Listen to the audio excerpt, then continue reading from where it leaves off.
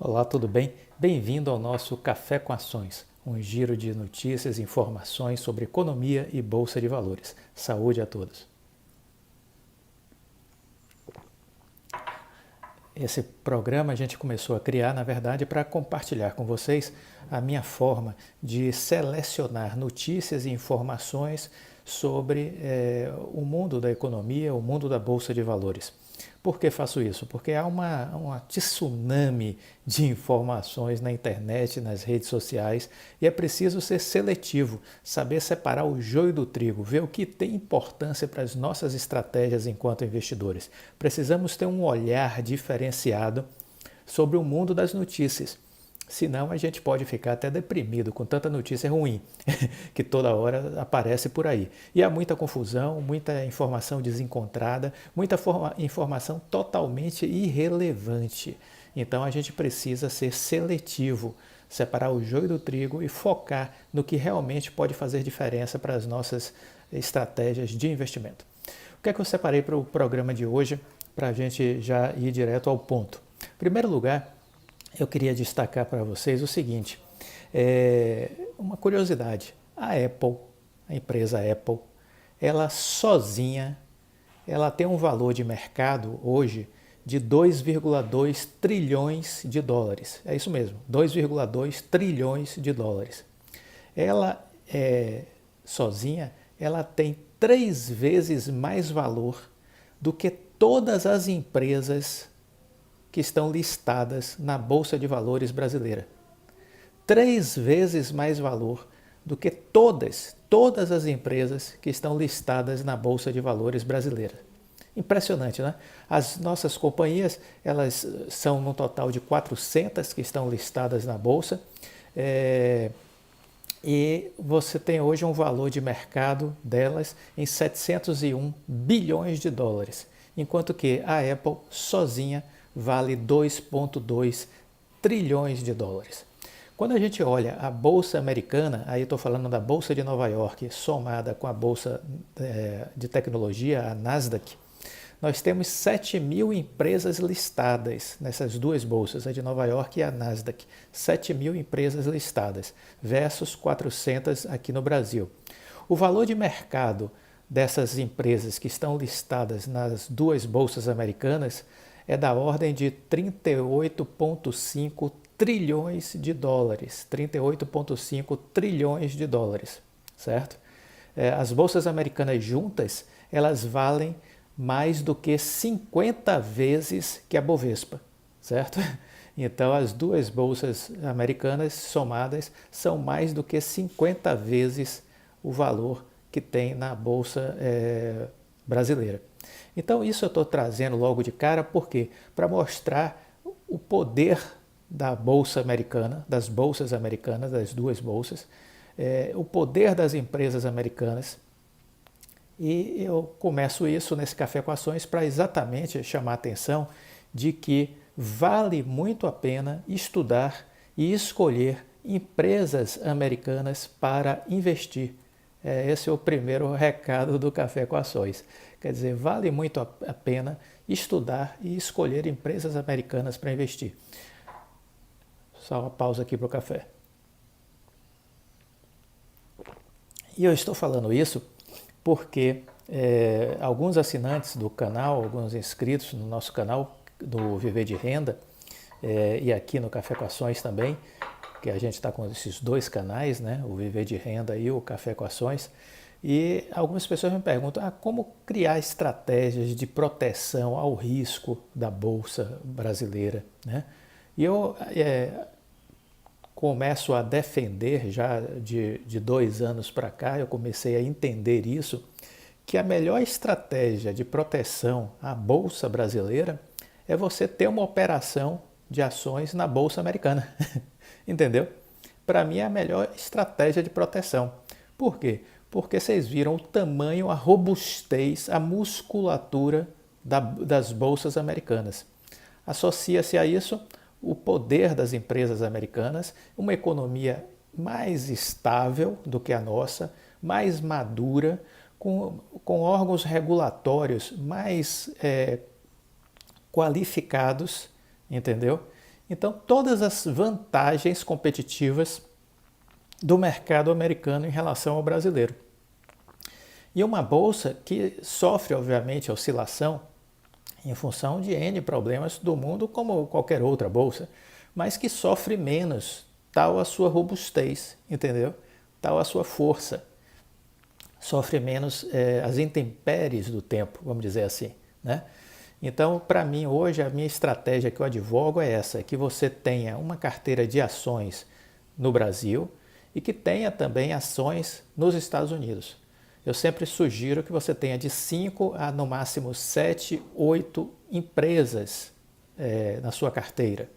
Dentre essas 5 a 7, no máximo 8, que 2 ou 3 sejam ações americanas. 2 ou 3 sejam ações americanas.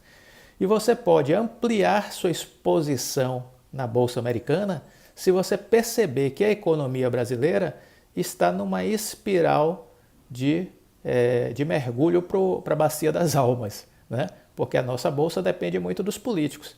E os políticos, muitas vezes ou quase sempre, atrapalham a economia brasileira ao invés de ajudar, né? Isso é o que a gente tem visto ao longo dos anos. Então, diante disso, se você percebe que a economia brasileira está indo mal, aumente sua exposição na Bolsa Americana. Saída natural, Bolsa Americana. Fortalece sua exposição lá quando a Bolsa aqui estiver ruim, quando a economia brasileira estiver ruim. Esse é o caminho de proteção que eu sugiro e recomendo, certo? É preciso considerar essa possibilidade, porque essa é uma possibilidade inteligente. Como estamos falando de Bolsa Americana, Bolsa Brasileira, economia americana, economia brasileira, eu não podia terminar essa semana sem abordar o assunto da Ford, mas antes de falar de Ford, eu quero falar de algo maior do que a Ford, que é o custo Brasil, que foi um dos motivos que fez a Ford deixar o Brasil. E nós, enquanto investidores, precisamos de uma vez por todas entender o que é esse tal de custo Brasil, porque isso diminui as margens de lucro de todas as empresas que estão no Brasil. Todas as empresas que estão no Brasil são impactadas pelo custo Brasil, entendeu? E isso diminui a valorização das ações e diminui a nossa rentabilidade enquanto investidores. Isso precisa ser entendido por nós, investidores, entendeu? Muito bem, o que é esse custo Brasil? Eu comecei a escutar sobre esse assunto custo Brasil na segunda metade dos anos 90. Eu sou formado em administração de empresas, consultor na área empresarial e vivi a minha vida dentro de grandes empresas do Brasil e do exterior. E esse assunto começou a ser fortemente falado a partir da segunda metade dos anos 90. Veja quanto tempo já tem. E o que é esse custo Brasil? Economistas criaram esse tema para associar ao nível de dificuldade que as empresas enfrentam para estar no território brasileiro. E que dificuldades são essas? Basicamente, a gente poderia enumerá-las da seguinte forma. Os custos com a burocracia. Existe uma alta complexidade burocrática no Brasil. Muitas normas, muitos regulamentos, muitas dificuldades que são criadas. Um empresário uma vez me disse, Clóvis, no Brasil, os políticos criam, seja eles no Congresso, nas assembleias estaduais ou nas câmaras, eles criam um conjunto de regras, um arcabouço de regras para vender dificuldades, entendeu? Eles criam as dificuldades para depois vender soluções. E aí começa o jogo da corrupção. Isso foi um empresário que me disse, entendeu? E eu acredito nisso, porque eu vi essa complexidade, esse emaranhado que foi criado no Brasil e só pode ter essa finalidade de criar muita dificuldade para as empresas, para depois aparecer os burocratas, aparecer os políticos sugerindo facilidades, entendeu? E assim começa a corrupção a crescer no Brasil, entendeu? Então, burocracia. A estrutura tributária é uma loucura, a estrutura tributária. Não apenas é alta a carga tributária, é o emaranhado de taxas, de diferenças de uma cidade para outra, de um estado para o outro, entendeu? Tudo isso é feito para jogar cascas de banana para as empresas pisar e escorregar, entendeu? Uma estrutura tributária, além de alta, extremamente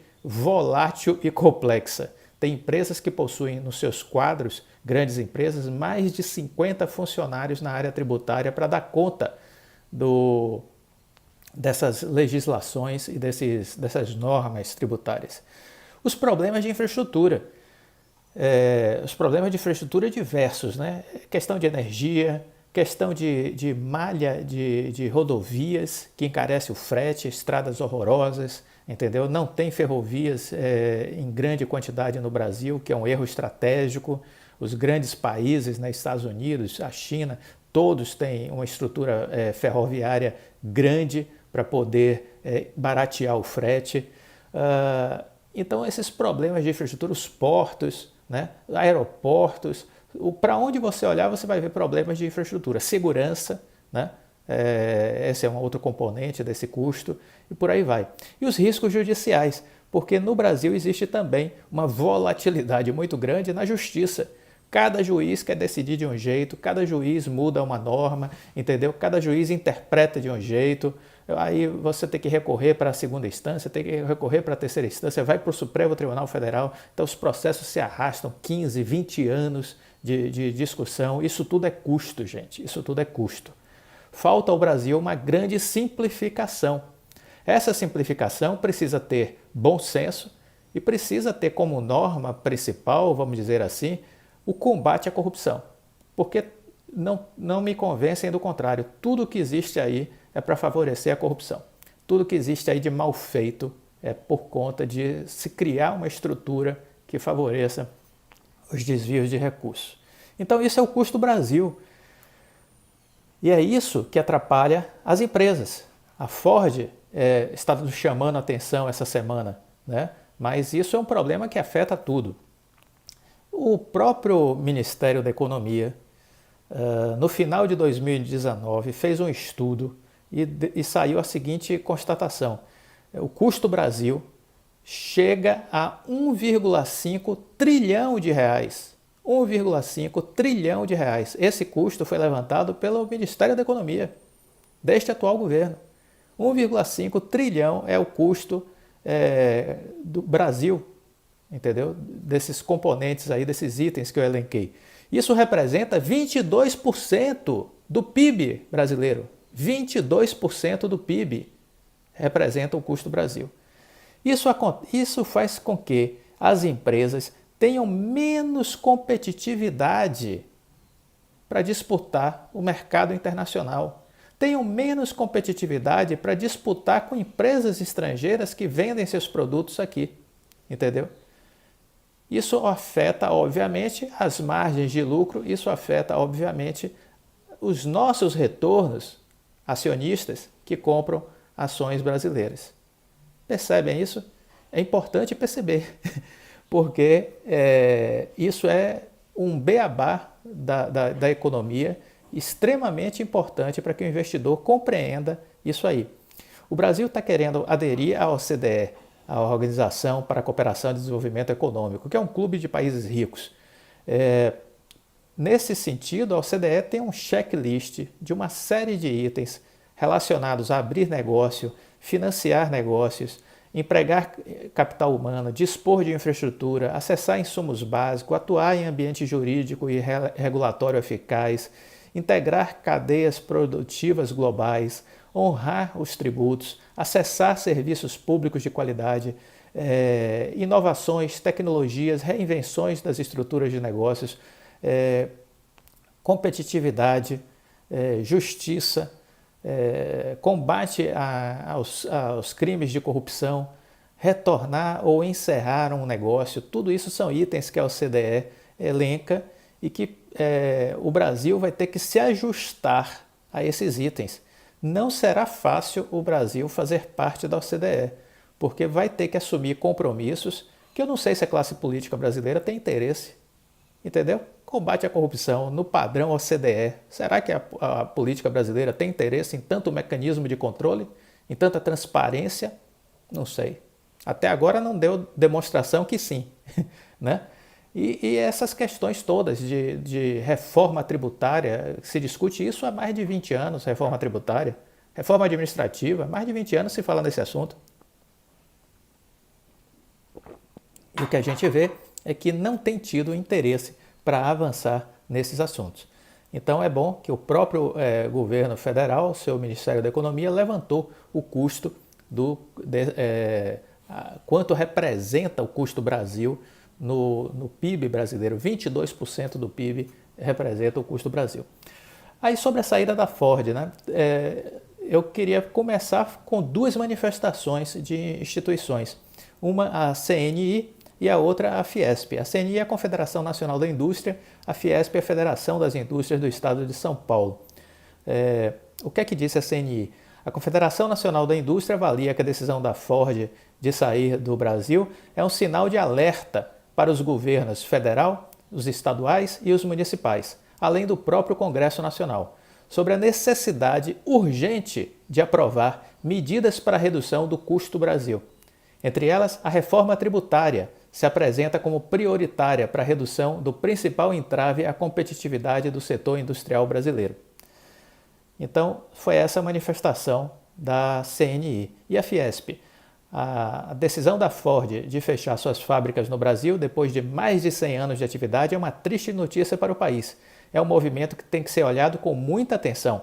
A Fiesp tem alertado sobre a necessidade de se implementar uma agenda que reduza o custo Brasil há anos. Isso é preciso melhorar o ambiente de negócios e aumentar a competitividade dos produtos brasileiros. Isso não é apenas um discurso, é a realidade enfrentada pelo meio empresarial aqui no país. Então isso é antigo, gente. Isso eu posso dizer a vocês porque a minha experiência é dentro de empresas, entendeu? Já trabalhei em diversos contextos, em parcerias, com grandes empresas e a gente via essa conversa dentro das empresas. É uma dificuldade e que não tem sido enfrentada ao longo dos anos. Está aí a Fiesp comentando sobre isso, né?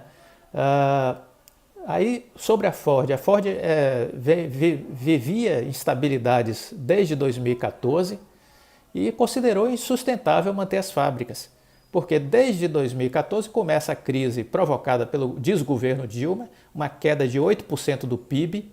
Nós não tínhamos ainda saído dessa queda do PIB de 8%, e aí veio a pandemia, jogou de novo a gente no fundo do buraco. Tudo que a gente avançou, a gente retrocedeu com a pandemia.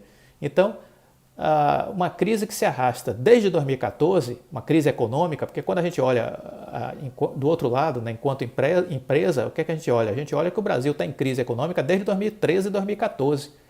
Então estamos falando aí de 7, 8 anos de crise. 7, 8 anos de crise. É isso que o Brasil está vivendo.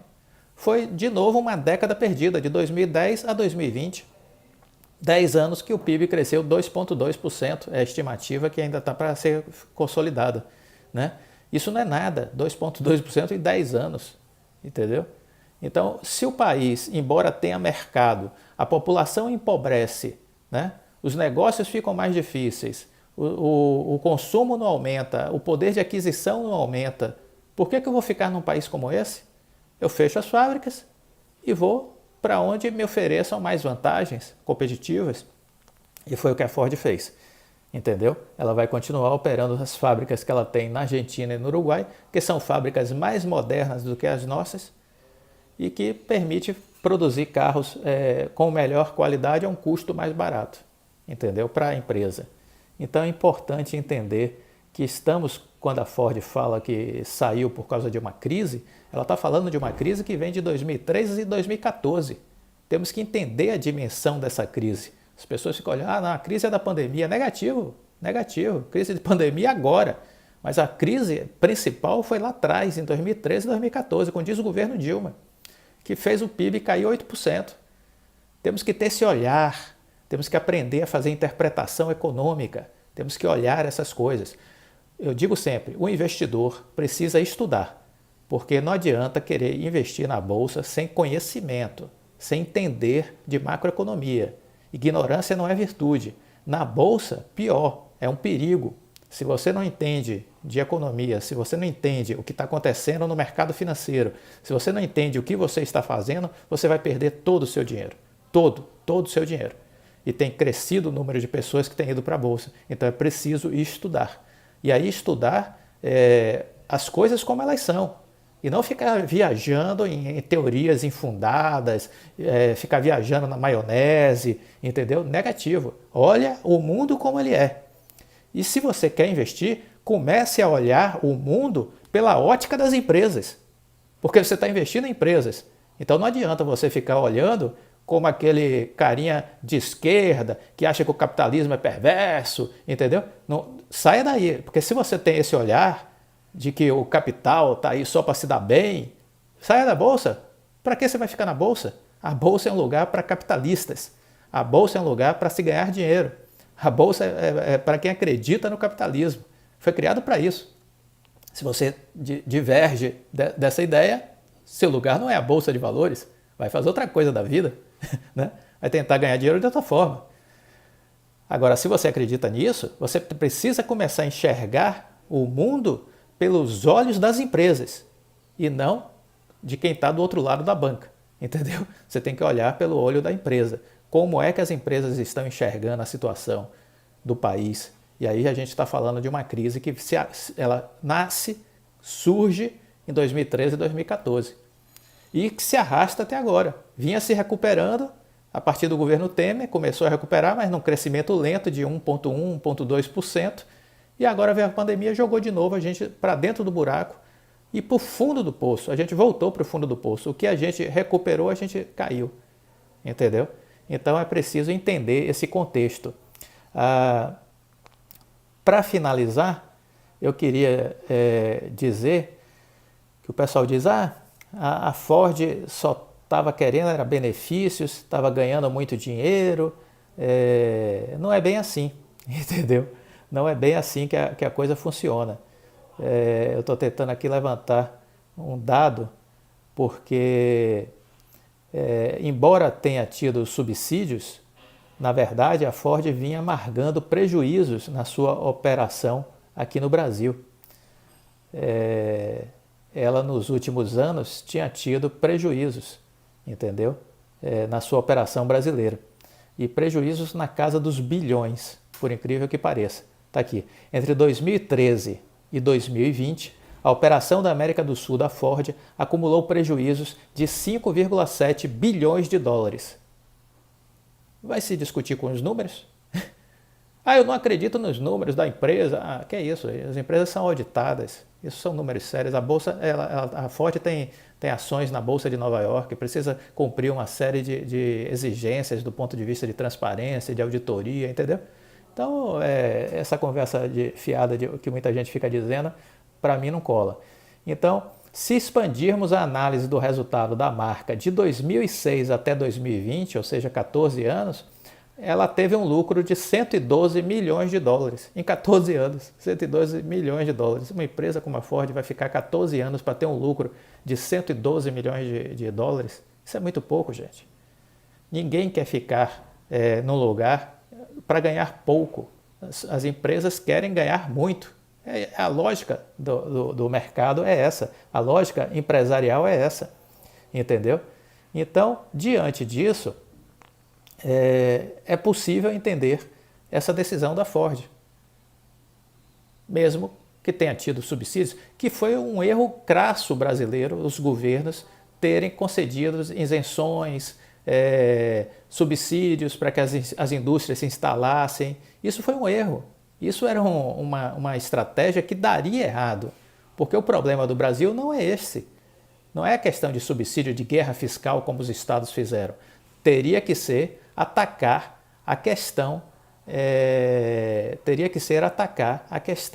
do custo Brasil. Era isso que precisava ser atacado, né? Em vez disso, os estados quiseram trabalhar na questão da guerra fiscal entre eles, que acabou se revelando contraproducente, né? Esse era o nosso Café com Ações de hoje. Fiquem com Deus e até a próxima. Tchau.